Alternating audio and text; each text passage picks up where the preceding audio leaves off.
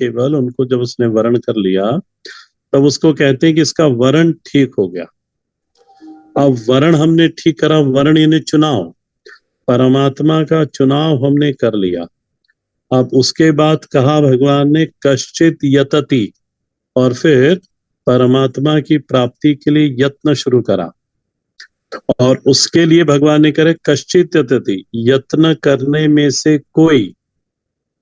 अच्छा, यत्न किसके लिए कर रहे हैं? तो कहा सिद्धये, हाँ, सिद्धये यतन्ति कश्चित, श्लोक को देखते रहना, सिद्धये यतन्ति कश्चित। अच्छा, यत्न कर रहा है वो, और यही भगवान ने कह दिया गीता जी में, अनेक जन्म संसिद्धि ततो याति पराम गति। उसको सुनने को क्या मिला कि अनेक जन्म से संसिद्धि, एक जन्म के यत्न से तो परमात्मा तत्व को नहीं जाना जा सकता। फिर अनेक जन्म संसिद्धि ततो याति परम गति, तब परम गति की प्राप्ति होती है। परंतु ध्यान देना, जिस साधक ने संसार का परीक्षण बहुत अच्छे से कर लिया, इसको हमारे स्वामी जी कहते थे, खुली आंखों से जो जी लिया, बेहोशी से नहीं जिया, खुली आंखों से उसने जिया, और उसने इस जगत को, संबंधों को, वस्तुओं को, घटनाओं को, परिस्थितियों को बहुत अच्छे से पहचान लिया। उसके बाद जब वो ये सुनता है ना, और वर्ण, परमात्मा का वर्ण करके अब यत्न कर रहा है, और यत्न करते हुए जब उसने ये सुना कि अनेक जन्म संसिद्धि ततो याति पराम गति, उसके बाद भी ध्यान रखना, उस साधक का वर्ण कोई दूसरा नहीं होता।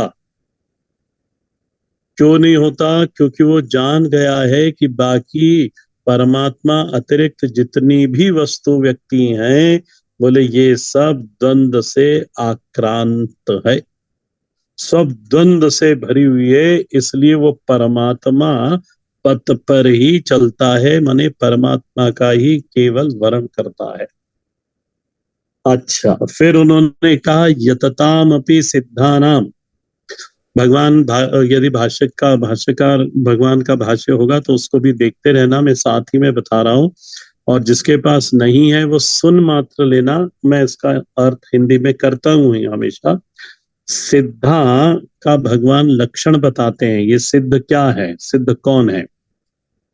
तो आप देखो, इस पंक्ति में इन्होंने कहा है कि सिद्धा एव ही ते ये मोक्षाय यतन्ते, सिद्धा उनको कहा है जो मोक्ष के लिए यत्न करते हैं, जो मुक्त होने के लिए यत्न करते हैं, माने जो मुक्त होने के लिए यत्न करते हैं, मुक्ति को छोड़ करके कोई छोटा मोटा लक्ष्य अब उनके सामने नहीं है,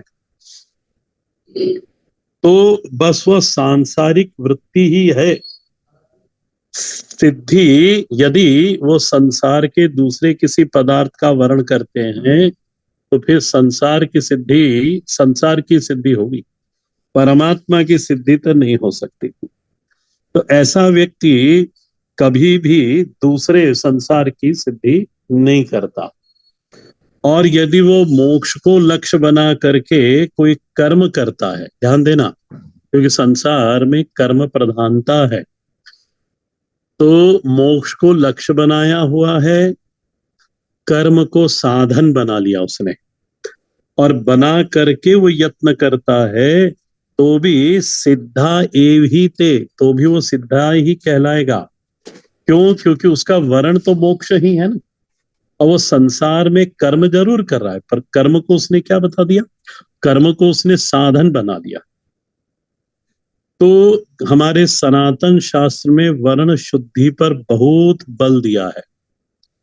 वर्ण शुद्धि है तो मनुष्य का जीवन सार्थक है। देखो, कर्म को छोड़ने के लिए तो नहीं कहा, अब आप कर्म वही करो, परंतु अब वो भगवान के लिए कर्म करो, अपने लक्ष्य तक पहुंचने के लिए कर्म करो। फिर भगवान कहते हैं यततामपि सिद्धानाम माम तत्वतः कश्चित वेत्ति। मुझे कोई है जो तत्वतः जानता है, माम वेत्ति। इस पंक्ति का अभिप्राय क्या है? माने ये जो संसार में भ्रम है ना कि परमात्मा को कौन जान सकता है। हाँ, कोई कहते हैं कि परमात्मा को कोई जन नहीं जान सकता। उस वो भ्रम तोड़ने के लिए भगवान ने ये कहा कि जो यत्न करता है वो जरूर जानेगा। आज जान जाएगा या जरूर कल तो जरूर ही जान जाएगा। यानी यत्न करना उसका कभी भी व्यर्थ नहीं जाएगा। इसको, इस भ्रम को तोड़ने के लिए नीचे की पंक्ति है माम वेत्ति, तत्वतः जानता है जो। हाँ, यतति यततामपि सिद्धानाम माम माम तत्वतः कश्चित वेत्ति। वो जान जाता है परमात्मा को। अच्छा, यत्न में तीव्रता होवे ना तो वो तुरंत जान जाएगा। मंद यत्न में देर अवश्य लगेगी पर प्राप्ति तो होगी, भले ही देर से होगी पर होगी जरूर। यतते च तत भूय संसिद्धो कुरु नंदन। भगवान ये छठे अध्याय में कह चुके हैं कि यतते च तत भूय संसिद्धो कुरु नंदन। सिद्धि तो होती है। और छठे अध्याय में भगवान ने एक बात और करी है कि पूर्वाभ्यासेन तेनैव ह्रियते ही अवशोपि सन। कि पूर्व पूर्व जन्म में उसने थोड़ा बहुत भी यत्न करा होगा तो इस जन्म में उस यत्न के बल से वह पुनः अध्यात्म की मार्ग में खींचा चला आता है। ह्रियते, हाँ? उसको ये उसका जो पुराना किया हुआ जो साधना है वो साधना उसको खींच लेती है। रियते उसकी चोरी कर लेती है। और कहाँ? अध्यात्म मार्ग में। तो कहने का अभिप्राय ये पहले ही कह दिया, ये यात्रा लंबी है। भगवान ने पहले ही बता दिया कि ये यात्रा कैसी है, लंबी है। और यदि आप में इसलिए धीर शब्द कठोपनिषद में भी उसकी खूब महिमा गाई गई। और धीर शब्द गीता क्या सनातन शास्त्र में धीर शब्द की बहुत महिमा है। जब तक साधक में धीरता नहीं होगी ना, धैर्य नहीं होगा, तब तक वो आगे बढ़ नहीं पाएगा। तो यात्रा लंबी है, साधना करना है, धैर्य के साथ आपको साधना करना है। जल्दी ऊबना नहीं है और प्रमाद नहीं करना है। हाँ, यदि आपको जल्दी है, यदि आप स्मरण करो छठे अध्याय को, वहां पे ये आया था, यदि आपको जल्दी है तो भगवान पहले ही बता चुके हैं क्षिप्रम ही मानुषे लोके सिद्धिर भवती कर्मजा। यदि क्षिप्रम यानी जल्दी, यदि आपको जल्दी है तो फिर काय का आलंबन लेना, किसका आश्रय लेना? फिर मदाश्रय की जरूरत नहीं, फिर कर्माश्रय, कर्म का आश्रय लेकर वो अपनी उस सिद्धि को प्राप्त कर जाएगा। परंतु ध्यान देना, वहां परमार्थ की सिद्धि नहीं होगी, वो संसार के व्यक्ति वस्तु की सिद्धि जरूर हो जाएगी। और कर्म के द्वारा जो भी सिद्धि प्राप्त हुई है वो कैसी है? कर्मजा। वो कर्मजा सिद्धि होने के कारण वो अनित्य होती है। और इस श्लोक में उसने कर्म को साधन बनाया है। और लक्ष्य क्या है? परमात्मा। यहाँ जो मनुष्यों को जल्दी है उनका लक्ष्य क्या है? तो संसार का कोई वस्तु, कोई संसार का व्यक्ति, कोई पद, कोई प्रतिष्ठा, कोई परिस्थिति, उसको प्राप्त करने के लिए फिर वो कर्म का साधन का आलंबन लेते हैं। और उस कर्म, यदि उसने भी बड़ी अनुशासन से कर्म करा है तो उसकी प्राप्ति क्यों ना होगी। परंतु ये ध्यान रखना, वो प्राप्ति अनित्य ही होगी। जैसे बड़े बूढ़ों का, महात्माओं का आशीर्वाद की भी एक सीमा होती है। कर्म कांड में जो आपने कर्म करा है उसकी भी कोई ना कोई एक कहीं ना कहीं की एक सीमा होती है।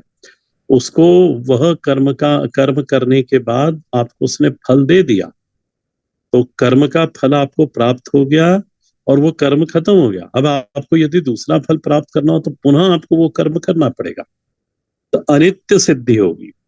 तो तीसरे श्लोक में भगवान ने एक तरह से तीसरे श्लोक में ज्ञान की स्तुति करी, और भगवान ने वो पहले पहले और दूसरे श्लोक में प्रतिज्ञा की कि मैं तुम्हें अपने बारे में बताऊंगा।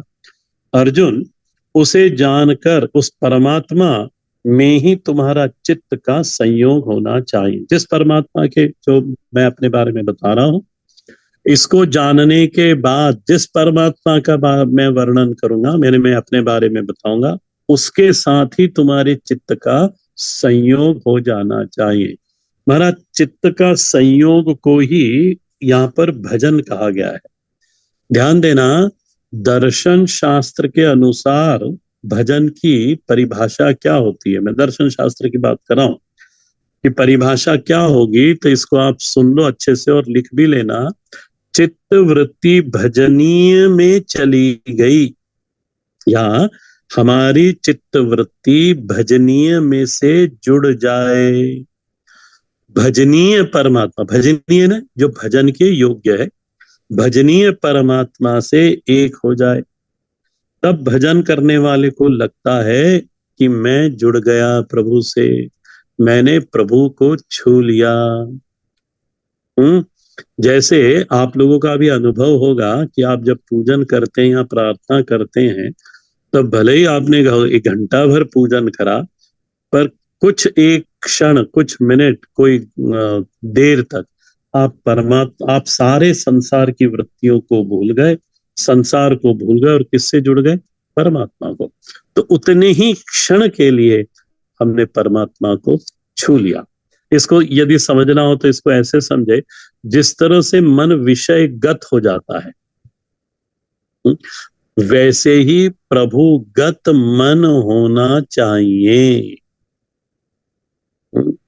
और प्रभुगत मन होने के लिए भगवान ने यहाँ पे कितने 2 साधनाएं बताई हैं। शुरुआत के श्लोक में बता दी कि तत्व के प्रति, पहला तो है तत्व के प्रति प्रेम होना चाहिए। न केवल प्रेम महाराज, उसके साथ आसक्ति भी होनी चाहिए। भले ही आपको अभी कुछ मालूम नहीं है, पर शास्त्रों का ने बताया लक्ष्य यही है, जीवन का लक्ष्य यही है, तो उस लक्ष्य से प्रेम हो, आसक्ति हो। इसमें परमात्मा की कृपा भी चाहिए, पूर्व जन्म के संस्कार भी चाहिए, गुरुजनों का आशीर्वाद भी चाहिए। दूसरी जो बात बताई भगवान ने, आश्रय परमात्मा का, उनकी छाया में होवे, जो भी साधना हो उनकी छाया में, सब कुछ कर्म भी जो हम करो उन्हीं की छाया में करो। मदाश्रय, गोस्वामी जी इसको कहते हैं कि जो भावे सो कर कृपा, तुलसी तेरो है। कि तेरी जो इच्छा हो महाराज, वो तो मेरे पे कृपा करना, मत करना, जो आपकी इच्छा हो, मैं तो बस तेरा हूं। और आप ये रामचरितमानस में, आप महाभारत में देख लो, भागवत जी में देख लो, आज पांडवों को देख लो और उनकी कौरवों की अक्षौहिणी सेनाओं को देख लो। आप यदि महाभारत पढ़ेंगे तो हम भी पढ़ेंगे, उसको देखेंगे कि पांडवों में कहीं शक्ति नहीं थी उन कौरवों को पराजित करने की, परंतु मधुसूदन सरस्वती जी ने उसको लिख दिया। सो तीर्णा खलु पांडवै रण नदी कैवर्तक केशव। उनके नाव का खिवैया कौन था? केशव था, भगवान थे। भगवान के आश्रय से उन्होंने महाभारत का युद्ध लड़ा था। तीसरी बात भगवान ने तो यहाँ पे एक कह दी है कि तत्व के प्रति प्रेम हो, तत्व से आसक्ति हो, गुण सुने हुए और अनुभव किए हुए तत्व के प्रति, परमात्मा के प्रति प्रेम हो, आसक्ति हो। आश्रय परमात्मा को हो, अनुभव के द्वारा आश्रय परमात्मा को, कथाओं के द्वारा सुनकर आश्रय परमात्मा का ग्रहण करे। तीसरी भगवान ने बात एक और कही, भगवान कहते हैं योगम युंजन। पहले श्लोक में उन्होंने कहा योगम युंजन, ये साधना बनी रहे, साधना में नित्यता हो, हम कभी प्रमाद न करें। देखो ये हमारे पक्ष की बात है। आपने एक कथा याद आ गई मेरे को, मैं सुना देता हूँ। आपने बैजनाथ, जो देवघर में भगवान है, ज्योतिर्लिंग है, वैसे वो ज्योतिर्लिंग नहीं, सिद्धपीठ है। उनकी कथा सुनी होगी। तो एक बैजू भील था, वो ये सरकंडे होते हैं, सरकंडे एक प्रकार का घास होता है, उनको उनको इकट्ठा करता था, गीला करता था और उसकी रस्सी बनाता था। बड़ी पक्की रस्सी बनती है उसकी। और वो रस्सी बन जाती ना तो बड़ी टाइट टाइट रस्सी होती है जब बनती है। तो वो जो पत्थर है, जो पाषाण है, जो वर्तमान में जिसकी वैद्यनाथ नाथ करके उसकी पूजन होता है, उसके ऊपर वो जाके उस सरकंडे की रस्सी से उस पाषाण पे जोर जोर से उसको मारता था। मारने से क्या हो जाता है कि उसको जब खूब जोर जोर से मारो गीला करके, तो रस्सी में एक नरमाहट आ जाती है और वो बांधने इत्यादि के काम आती है। तो उसका रोज का एक काम था, वो रस्सी बट के रख लेता था, 12 बजे तक बटता था, और 12 बजे के बाद फिर वो उसको घंटा 2 घंटा तक उसको खूब पीटता था। वो पाषाण के ऊपर, उसको नहीं मालूम था पाषाण था। अब महाराज वो पीटते पीटते कई बरस बीत गए और रस्सियां मार्केट में बेच भी आता था सब। एक दिन की बात है कि उसने रस्सियां तो बट ली और उसको बहुत जोर से भूख लगी, तो भोजन करने बैठ गया। अब भोजन करे तो भगवान भी देख रहे थे कि महाराज इसको भोजन प्रिय है कि ये जो मेरे पे रस्सी मारता है वो करने आएगा, नित्यता है कि इसमें भोजन प्रिय है। एकदम उसको याद आई कि ओ, मैंने आज रस्सी को मारा नहीं, रस्सी से मारा नहीं और रस्सी को भी पीटा नहीं। तो वो जाता है और फिर उसी पाषाण के ऊपर जोर जोर से रस्सियों को मारने लगता है। तो भगवान महाराज उससे से प्रकट हो गए और कहते हैं कि हम आज तेरे पे बड़े प्रसन्न हैं। तो उन्होंने कहा कि महाराज आप मेरे पे प्रसन्न क्यों हो? बोले ये जो पाषाण है ना, पाषाण ही मेरा विग्रह है, ये शिवलिंग है। और बोले, तो उसने कहा, उसने हाथ जोड़ के कहा कि प्रभु मैंने तो कोई पूजा नहीं करी, मैं तो मारता था इसके ऊपर। बोले नहीं, तो कुछ भी करता हो, पर तेरी ये जो नित्यता है ना, निरंतरता, इससे मैं बस बहुत प्रसन्न हूँ। मांग ले। बोले क्या मांगता है? तो उसने यही कहा कि महाराज जी जो स्थान है इसका बड़ा प्रभाव हो, और प्रभाव के साथ साथ आपका प्रभाव और महिमा तो क्या, बोले मेरा नाम भी आपके साथ जुड़ जाए, बस महाराज मेरी भी यश कीर्ति बढ़ेगी। तो भगवान ने उसको तथास्तु करा। तब से वो बैजू भील के भगवान बैजनाथ ऐसे कहलाए। इसमें क्या है, तो जैसे मैंने कहा युंजम योगम युंजन, साधना बनी रहनी चाहिए। यदि सूर्य को आप जल देते हो तो फिर महाराज वो टूटना नहीं चाहिए। तो ये जो तीसरी बात बताई ना, ये हमारे हाथ में है। तो भगवान ने इस तरह से तीन जो है ना, ये योग्यता है। अब भगवान ने चौथे श्लोक से 7वें श्लोक तक अब अपना ज्ञान दिया, और फिर 8वें श्लोक से 12वें श्लोक तक सृष्टि में प्रभु की किस प्रकार ध्यान करना चाहिए, यानी विभूति योग। जो 10वां अध्याय ना, वो यहीं से ही शुरू हो जाता है, 8वें और 12वें, 8 से 12 श्लोक तक ये विभूतियां भगवान ने बताई है कि किस तरह से संसार में मेरे को देखना चाहिए, मेरा ध्यान करना चाहिए। 13वें श्लोक में भगवान ने कहा कि मैं उजागर हूं अर्जुन, मैं प्रत्यक्ष हूं, परंतु इसके बाद भी लोग मुझे नहीं देख पाते। लोगों की बुद्धि, लोग मुझे नहीं देख पाते। तो अर्जुन ने प्रश्न पूछा कि महाराज आपको लोग क्यों नहीं देख पाते? तो उन्होंने कहा ये लोगों की जो बुद्धि है ना, वो ढकी हुई है। 13वें श्लोक में इस ढकने वाली वस्तु का भगवान उल्लेख करते हैं, इसको आवरण बोलते हैं। आवरण का उन्होंने उल्लेख करा। 14वें श्लोक में इसका विस्तार करा फिर उन्होंने। आप इसलिए आप देख लेना बाद में, 14वें श्लोक की अंतिम पंक्ति को आप देखना, इस अध्याय की ये प्राण पंक्तियां कही जाती है। 13वें श्लोक में उसका उल्लेख करा, 14वें श्लोक में उसका विस्तार करा, और वो उस विस्तार वाली जो पंक्ति है वही इस अध्याय की मेन पंक्ति है। मामेव ये प्रपद्यन्ते माया मेताम तरन्ति ते। और ये पूरा जो 7वां अध्याय है ना, वो इस पंक्ति को समझाने के लिए अवतरित हुआ है। हाँ, ऐसा कहने में कोई आपत्ति नहीं कि केवल इस पंक्ति को समझाने के लिए ये पूरे 7वें अध्याय की प्रवृत्ति हुई है। इसलिए कई विद्वान इस अध्याय को प्रपत्ति अध्याय कह के भी पुकारते हैं। मामेव माम एव प्रपद्यन्ते, ध्यान रखना, यहाँ पे भगवान ने एव शब्द जोर लगा के बोला है, माम एव शब्द। इसका अभिप्राय क्या हुआ? इसका अभिप्राय ये हुआ कि भगवान को भक्ति में व्यभिचार पसंद नहीं। प्रवृत्ति होवे परमात्मा में, प्रपत्ति होवे, शरणांगति होवे, पर वो शरणांगति कैसे होवे? तो प्रपत्ति में किसी प्रकार का एव के साथ प्रपत्ति होवे, माने प्रपत्ति में किसी प्रकार का व्यभिचार नहीं होवे, केवल और केवल मेरे प्रति भक्ति होवे। इस तरह से भगवान ने प्रपत्ति को बताया और ये प्रपत्ति अध्याय है।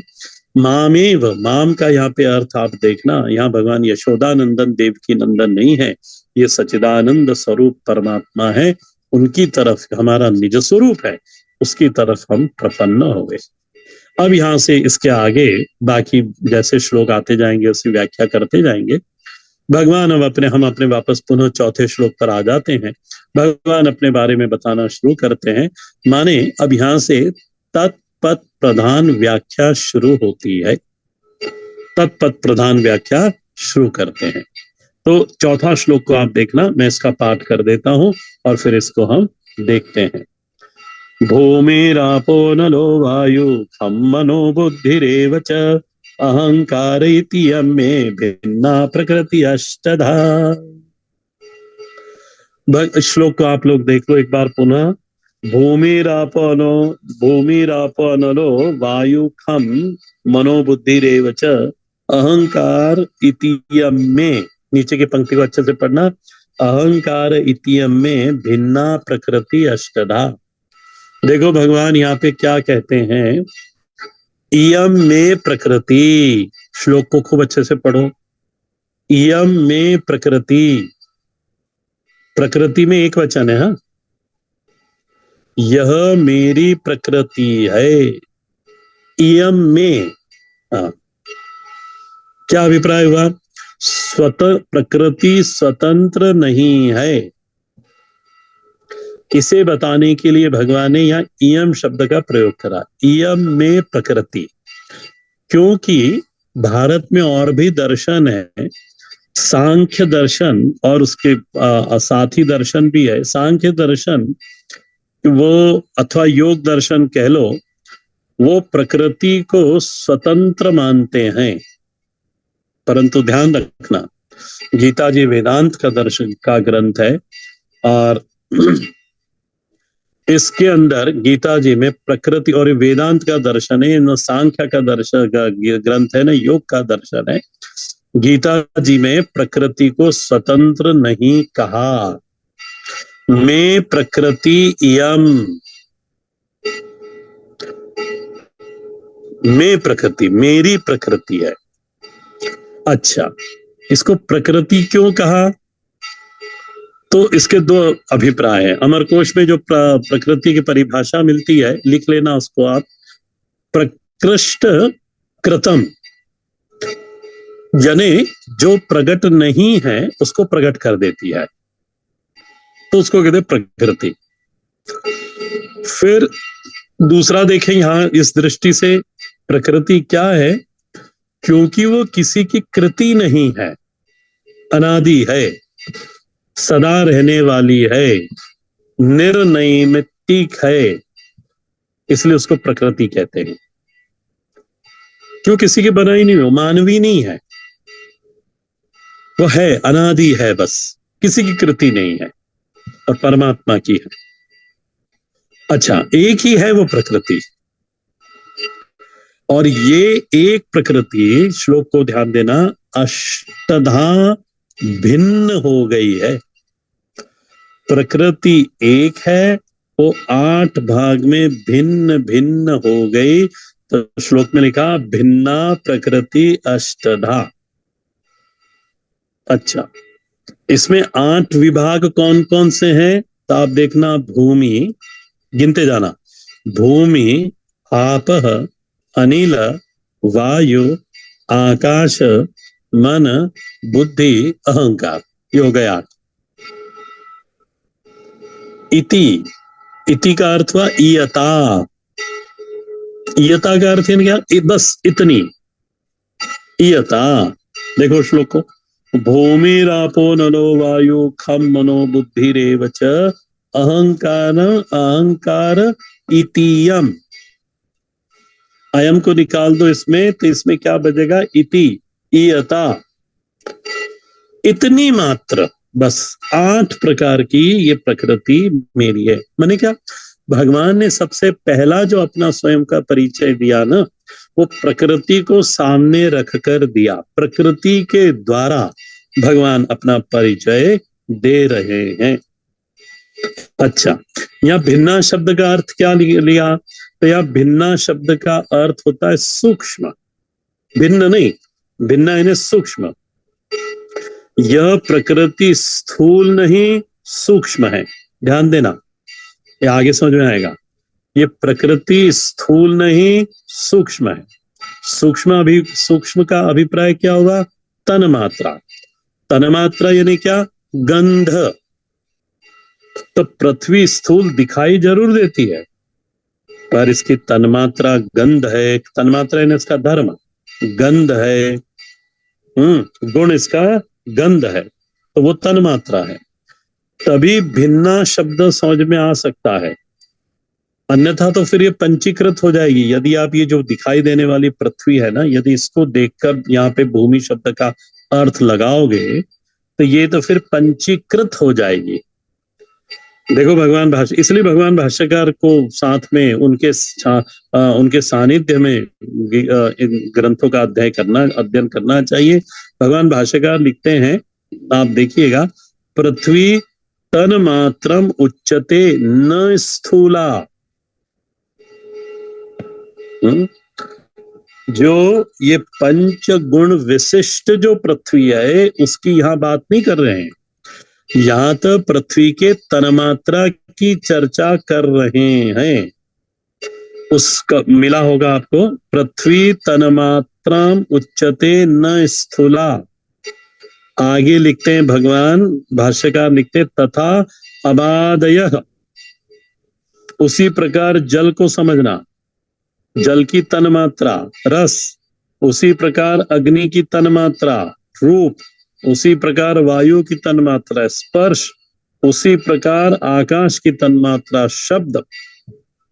माने ये सब सूक्ष्म है। पंच मात्रा, ये पंच तन्मात्रा ये सूक्ष्म है। ये भगवान की प्रकृति है, स्थूल नहीं। अच्छा, यहां हमारा सूक्ष्म अर्थ क्यों ले? क्योंकि उसे सूक्ष्म प्रकृति में ही कारणत्व है। समझो इसको जरा, सूक्ष्म प्रकृति में ही कारणत्व है, यानी वो किसी का कारण बनने में समर्थ है। ध्यान रखना, ये तत्पद की व्याख्या है, तो तत्पद की व्याख्या में प्रकृति आएगी कारण रूप से, तो सूक्ष्म ही रहेगी, तन्मात्रा में रहेगी। सूक्ष्म प्रकृति में है कारणत्व, और ये जो स्थूल हो जाएगी ना, तो इसमें कारणत्व नहीं रहेगा, फिर ये कार्य कहलाएगी। सांख्य दर्शन ने भी इसको कार्य ही माना है। कार्य माने क्या, इसको समझ लो। अब उसमें उससे कोई दूसरा कार्य नहीं हो सकता। देखो, कारण है तो उससे कार्य बनाया जा सकता है, परंतु कार्य से कोई दूसरा कार्य उत्पन्न नहीं होगा। अब ये जो कार्य है ना, एक कारण में परिणित नहीं होगा। और यहां भगवान अष्टधा प्रकृति मेरी कहकर यहीं से जगत की फिर उत्पत्ति करेंगे, यानी इसी से तो जगत का कारण फिर प्रकृति आएगा। इसलिए कारणत्व होने के कारण ये सूक्ष्म प्रकृति की बात कही जा रही है, स्थूल प्रकृति की बात नहीं की जा रही। स्थूल प्रकृति यदि हो जाएगी तो उसको तो प्रकृति नहीं विकृति ऐसा बोलते हैं। तो विकृति अलग हो जाएगी। यहां बात चल रही है प्रकृति की, और हम भिन्ना शब्द को समझना चाह रहे हैं। भिन्ना शब्द साथ में जोड़ा गया है प्रकृति के साथ। प्रकृति भिन्ना, उसका अर्थ निकल के आया सूक्ष्म पंच महाभूत प्रभु की प्रकृति है। और कैसी प्रकृति है? बोले नैसर्गिक प्रकृति है। ये ये नैसर्गिक प्रकृति है, अनादि है, किसी के द्वारा बनी नहीं, बनाई नहीं गई। फिर आगे कहा मनोबुद्धि। नीचे की पंक्ति में आप देखना, मनो, ऊपर की पंक्ति है मनोबुद्धि रेव च अहंकार। मनोबुद्धि कहा, और मन का अर्थ अब भगवान करे ना, इनको संभल के समझना। इसको मन का अर्थ भगवान भाष्यकार कहते हैं मनसः कारणम अहंकारो गृह्यते। कौन सा अहंकार? यानी मन का अर्थ क्या हो गया? बोले अहंकार। कौन सा अहंकार? समष्टि अहंकार। देखो ये टोटलिटी की बात चल रही है अभी, क्योंकि इसी टोटलिटी में से फिर इंडिविजुअल निकलेंगे। इसलिए इसको, मन को यहां पे अहंकार शब्द से कहा गया, समष्टि अहंकार। क्यों? ये समष्टि अहंकार तो कारण प्रकृति की बात में आएगा, और इसी समष्टि अहंकार से व्यष्टि अहंकार की उत्पत्ति होगी, तो कारण प्रकृति में आ जाएगा। और बुद्धि शब्द का अर्थ करा बुद्धि इति अहंकार कारणम महत्तत्वम। तो महत्तत्व का अर्थ हुआ बुद्धि, महत्तत्व ने बुद्धि। हाँ, और अहंकार का अर्थ क्या हुआ? तो कहा अहंकार इति अविद्या युक्तम। देखो, मन का अहंकार, बुद्धि, महत्तत्व, श्लोक को देखना। और नीचे की पंक्ति में जो अहंकार है उसका अर्थ करा अविद्या संयुक्तम अव्यक्तम। ये जो अविद्या संयुक्त अव्यक्त है वही अहंकार है। तो गीता जी में शब्द है मन बुद्धि अहंकार, उसका अर्थ करा, उसका अर्थ है अहंकार, महत्तत्व और अव्यक्त। ध्यान देना, कारण प्रकृति है ये, इसलिए यह अर्थ बदला मैंने, यही अर्थ है उसका। तो ध्यान देना, यहाँ अर्थ समझना जरूरी है। भगवान भाष्यकार समझाते हैं, एक एक कदम ऊपर भगवान उंगली पकड़ के ले जाते हैं। एक उदाहरण से मैं समझाता हूं। जैसे प्रकृति, प्रकृति जब कहते हैं प्रकृति कहा, तो उसका अर्थ हुआ उसका तन मात्रा। उसकी तन मात्रा हुआ क्या? हुआ उसकी तन मात्रा गंध। उसी तरह से मन जब कहते तब मन का अर्थ हुआ अहंकार। बुद्धि कहते उसका अहंकार हुआ महत्तत्व, उसका अर्थ हुआ महत्तत्व। और अहंकार जब कहा तो उसका अर्थ हुआ अव्यक्त। ध्यान देना, ये कारण प्रकृति, यहाँ परमात्मा की चर्चा चल रही है, परमात्मा के तत्पथ की यहाँ चर्चा चल रही है। तो तत्पथ के साथ जो प्रकृति खड़ी है वो कैसी है? कारण प्रकृति। और इस कारण प्रकृति से ही फिर आगे कार्य की उत्पत्ति, कार्य ने जगत, जगत की उत्पत्ति होगी। देखो गीता जी कठिन है, धीरे धीरे इस तरह से भगवान भाष्यकार की छत्र छाया में हम इसको पढ़ेंगे। यहाँ तक आप थोड़ा सा रिवाइज करके रखना। मैं ये कक्षा फिर आगे दूसरे, आज का शुक्रवार और फिर मंगलवार को हम इसको लेंगे।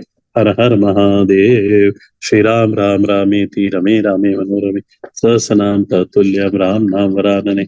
श्री राम राम रामेति रमे रामे मनोरमे सहस्रनाम तत्तुल्यं राम नाम वरानने। श्री राम राम रामेति रमे रामे मनोरमे सहस्रनाम तत्तुल्यं राम नाम वरानने। श्री राम नाम वरानने।